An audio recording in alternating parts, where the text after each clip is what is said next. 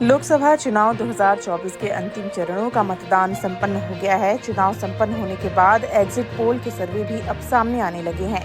क्या प्रधानमंत्री नरेंद्र मोदी के चेहरे पर भाजपा लगा पाएगी तीसरी पारी में सत्ता की नैया पार, या इंडिया गठबंधन सत्ता परिवर्तन करने में कामयाब होगी?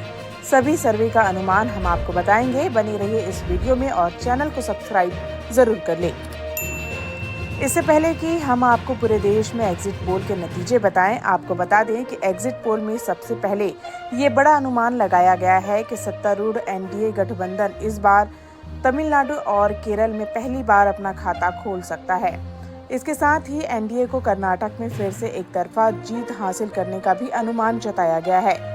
साउथ इंडिया के क्षेत्रों में जहां भाजपा और एनडीए गठबंधन कभी अच्छा प्रदर्शन नहीं कर पाई है, वहां भी इस बार मोदी मैजिक काम करते हुए दिखाई पड़ रहा है। तमिलनाडु और केरल में भाजपा 1 से 5 सीट निकालने का अनुमान लगाया गया है। इस लोकसभा चुनाव में भाजपा ने अपने गठबंधन के लिए 400 पार का नारा दिया था। फिलहाल 3 सर्वे में भाजपा को 400 या उससे आसपास सीटें मिलने का अनुमान जताया जा रहा है, लेकिन हम आपको अलग अलग सर्वे एजेंसियों द्वारा किए गए सर्वे की एक रिपोर्ट बताएंगे। अगर एग्जिट पोल सच साबित होते हैं और मोदी के नेतृत्व में तीसरी बार सरकार बनती है, तो मोदी अपनी पार्टी को लगातार तीसरी बार चुनाव में जीत दिलाने के मामले में देश के पहले प्रधानमंत्री जवाहरलाल नेहरू के रिकॉर्ड की बराबरी कर लेंगे। वर्ष 2019 के चुनाव में भाजपा ने 303 सीट जीती थी, जबकि एनडीए को मिलाकर कुल 353 सीटें जीती थी। कांग्रेस को 53 सीट और उसके सहयोगियों को 38 सीट मिली थी। आइए हम आपको सभी सर्वे एजेंसियों को एक साथ दिखाते हैं। लोकसभा चुनाव के परिणाम से पहले एग्जिट इस प्रकार हैं। न्यूज 24 के सर्वे के अनुसार एनडीए को 400, इंडिया गठबंधन को 107 और अन्य के खाते में 36 सीटें जाते दिखाई गई हैं। वहीं इंडिया टुडे ने एनडीए को 361 से 401 सीटें, इंडिया गठबंधन को 131 से 166 और अन्य को 8 से 20 सीटें प्रदान की है। एबीपी की माने तो 353 से 383 सीटें एनडीए को, 152 से 182 सीटें इंडी को और 4 से 12 सीटें अन्य को दिखाया गया है।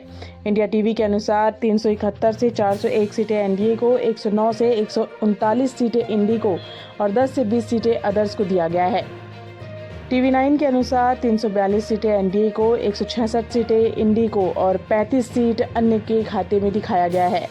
रिपब्लिक के अनुसार 359 सीटें एनडीए को, 154 सीटें इंडी को और 30 सीटें अन्य के खाते में दिखाया गया है।